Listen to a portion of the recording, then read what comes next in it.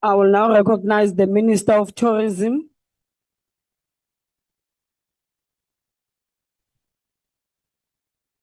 Honorable Dilil.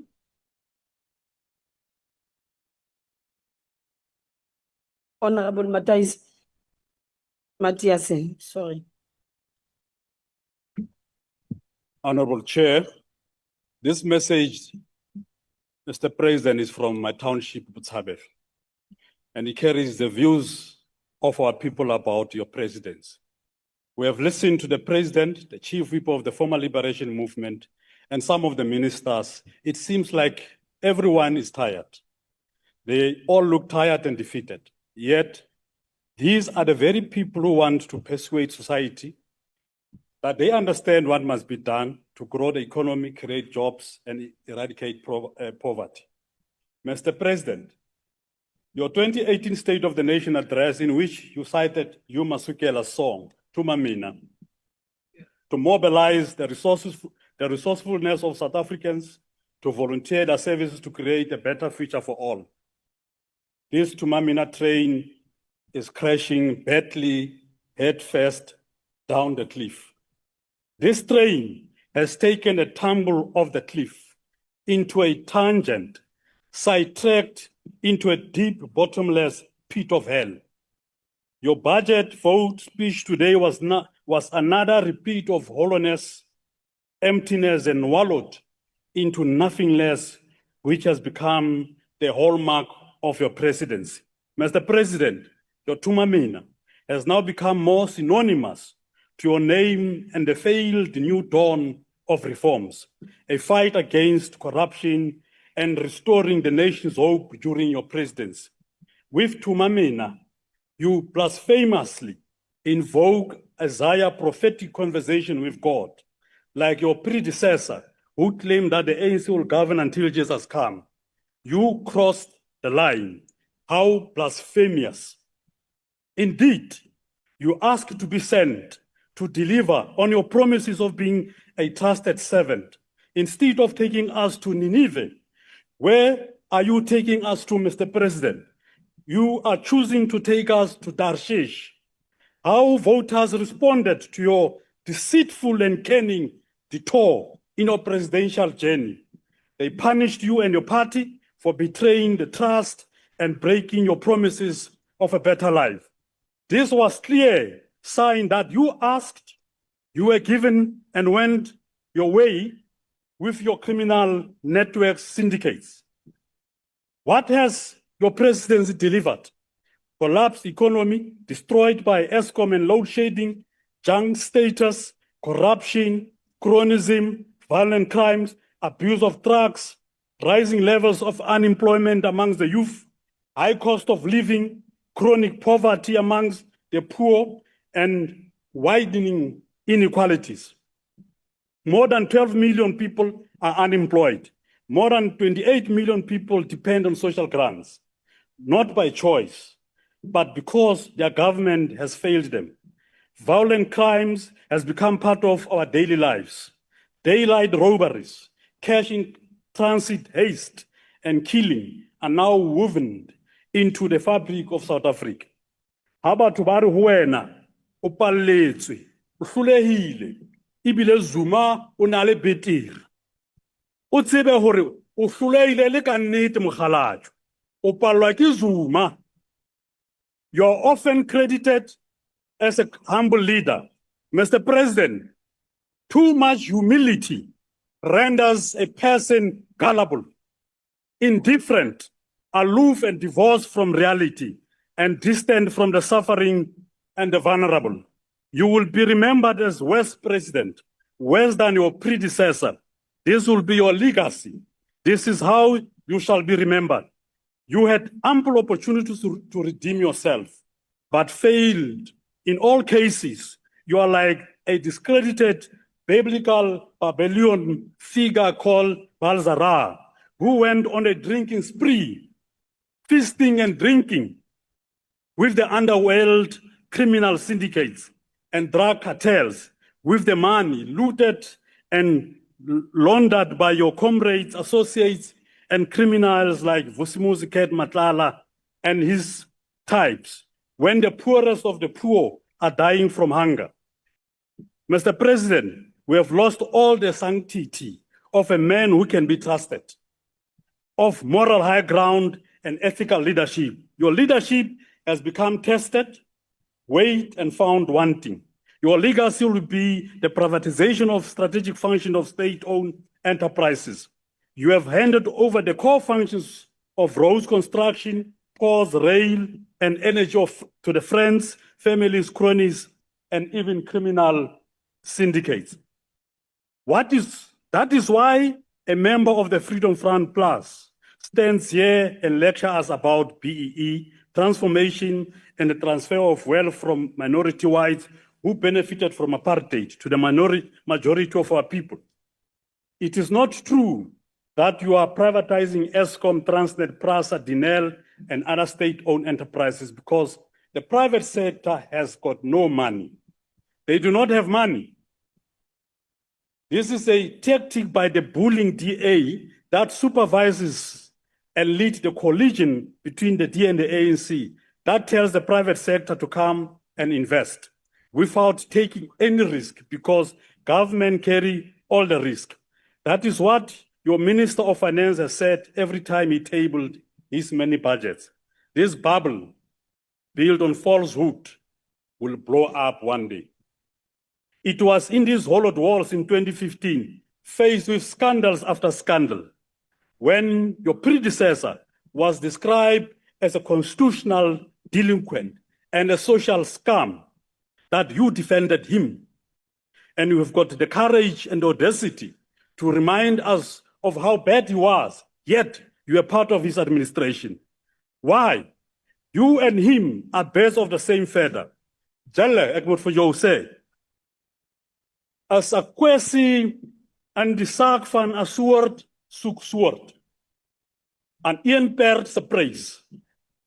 President, you want the people of South Africa to believe you are dealing with crime and corruption. Yet the head of the NPA, Advocate Batoyi, who has now been in office for almost 7 years and should be retiring next year, unless you extend the term of office for another 2 years, just told the nation that NPA is captured by people working to undermine its effort. We wrote to you, President, and said that despite our usual criticism of commissions of inquiry, this case made by Advocate Batoyi was a case in point for you to act and appoint a commission of inquiry, but you did nothing.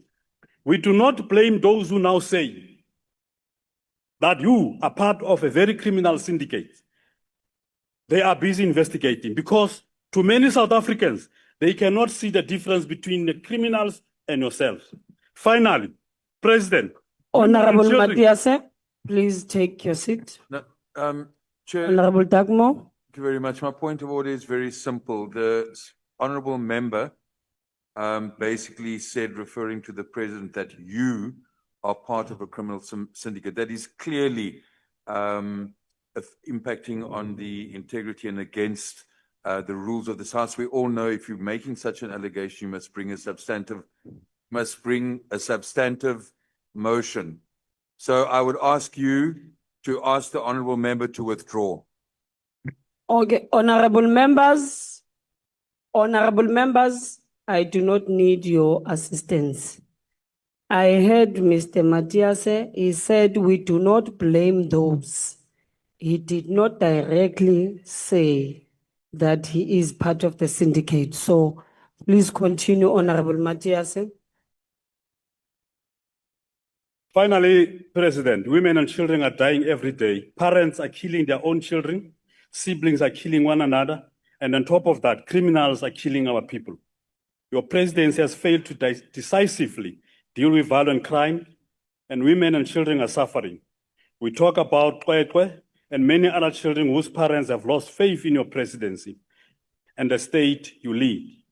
You are protecting criminal syndicates, Mr. President. Order. ANC. Order. ANC members have come here to pontificate. Honorable Matiase, please take your seat. Thank you, Chair. It's a similar point, and I'm not sure, Chair, if you heard that. When you say, you use the words you are protecting. That is an issue of an accusation of criminality, similar to the first one that I raised, which I think, Chair, you didn't hear. Because he did, after that comment that you made previously, he did then go on to say, you are part of a criminal syndicate. That's not political debate.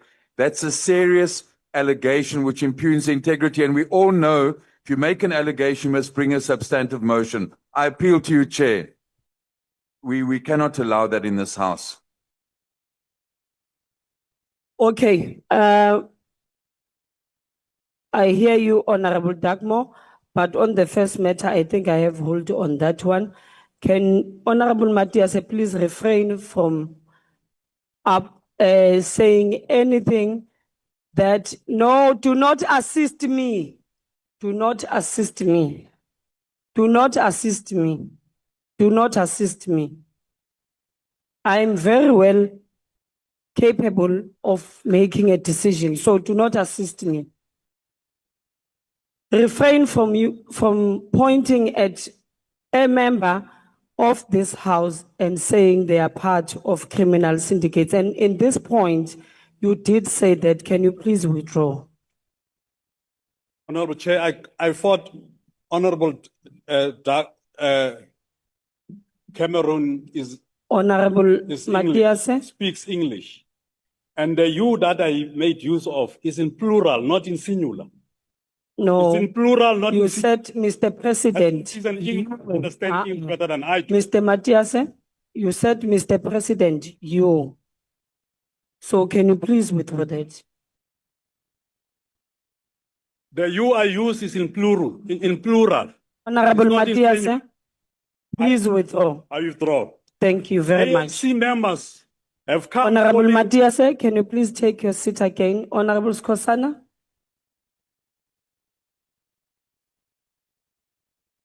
Use the other mic. Chair, thank you. Chair, what I'm raising to you now is that when Honorable Doug Moore raised his hand, he never quoted any rule. But when it comes to some of us, you want the rule. Is that fair, Chair?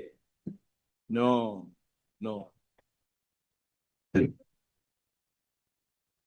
Honorable Skosana, Mr. Dagmore did quote actually on the rules and said that a member was casting aspersions.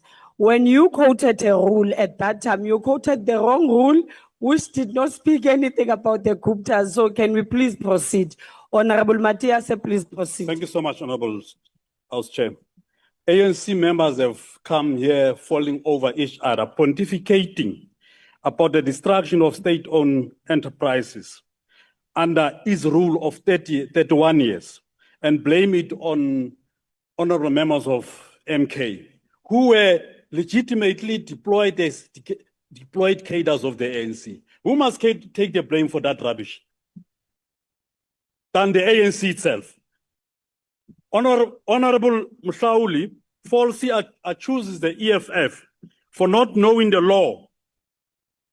It was both in our media statements we released and the letters we wrote to the president, cautioning him about the decision he took to appoint Professor Kashalia, that he quoted the wrong constitutional section, and we wanted to tell him that Section 98 cannot apply in the appointment of Professor Kashalia, and the president was ill-advised and misapplied himself to hurriedly put Mr. Mkunu on paid leave and appoint his friend, Professor Kashalia.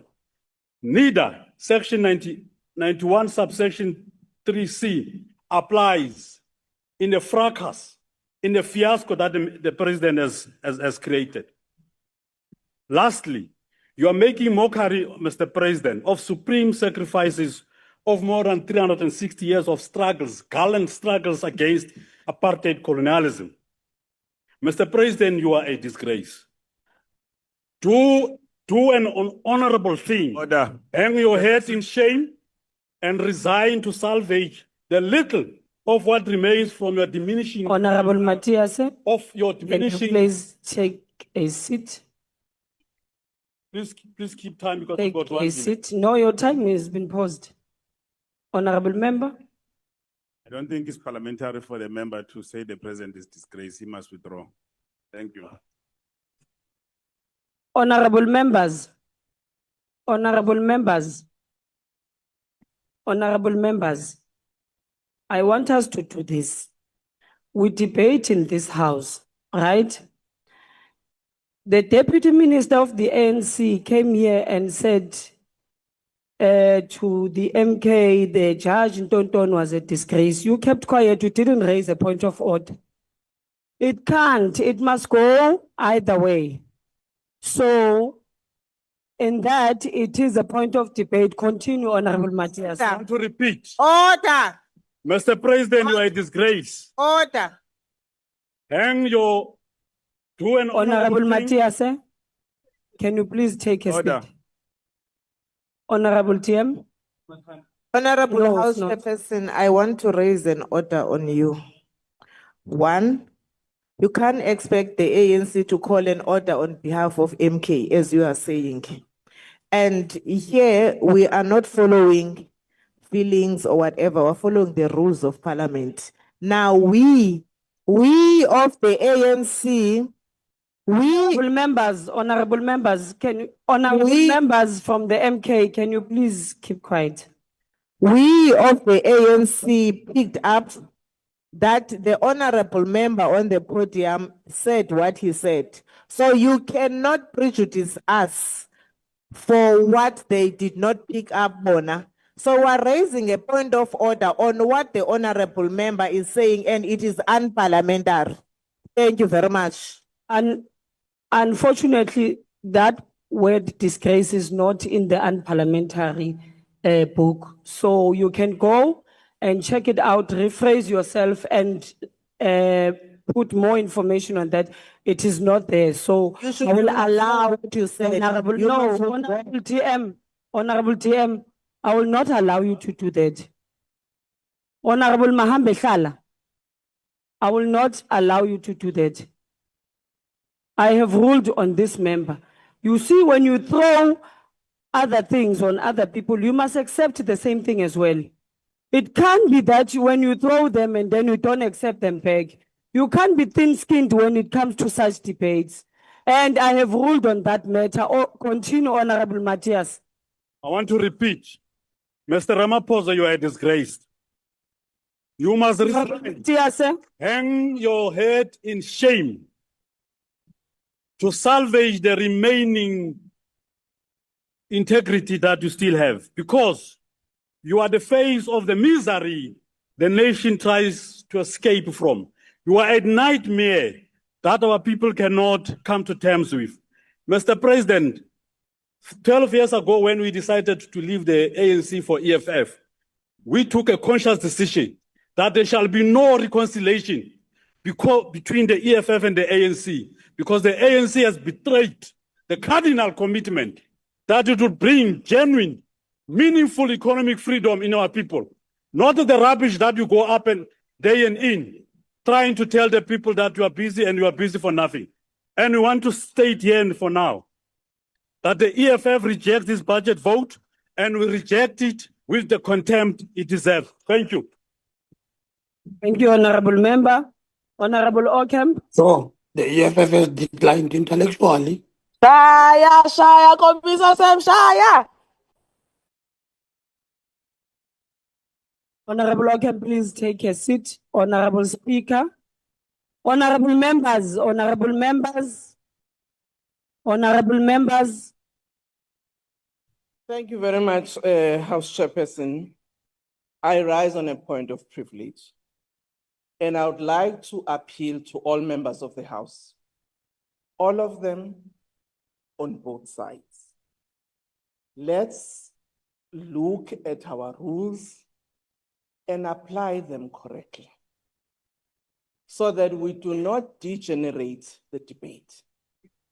And I do also wish to ask members that let's be robust but respectful, because the electorate that's looking at us here I don't think will appreciate that in the exercise of our duty, we actually behave in the manner that they do.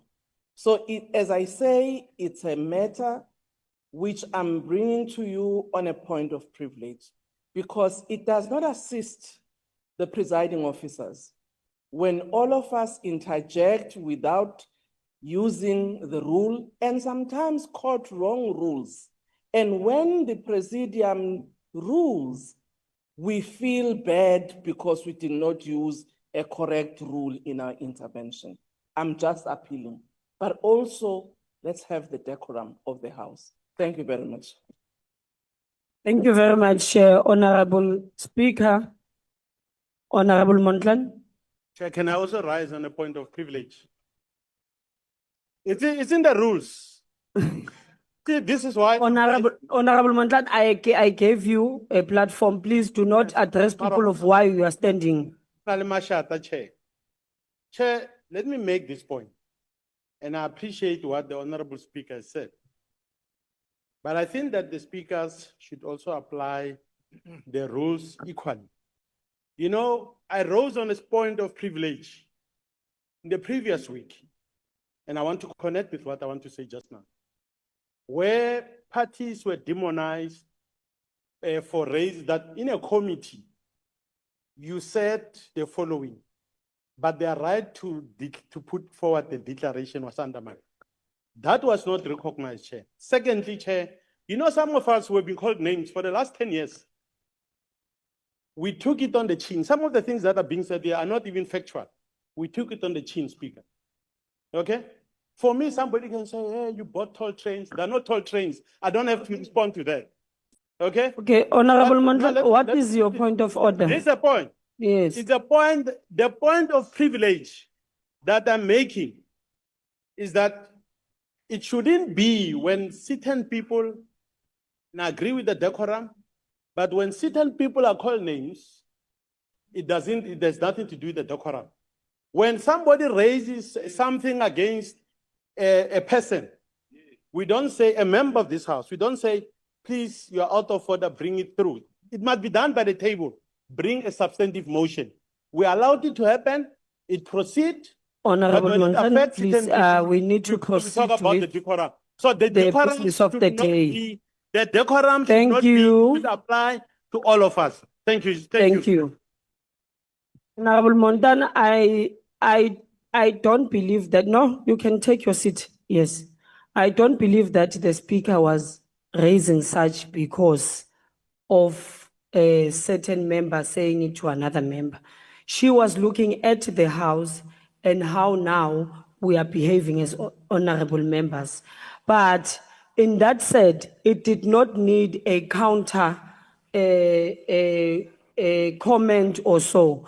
I think as the Speaker of the National Assembly, she is obligated to rise and say when the House now loses its decorum. So there is absolutely nothing about any other member saying something to another member. I don't want us to take it in that sense or with that attitude, but I want us to take it as the Speaker has addressed it. And even if she is seated in this seat, she would always say, it is not the first time that she would address such a matter. So it can't be that now because she's addressing it and we take it with that attitude of saying because it was another member raising it on another member. So can we please proceed with the business of the House?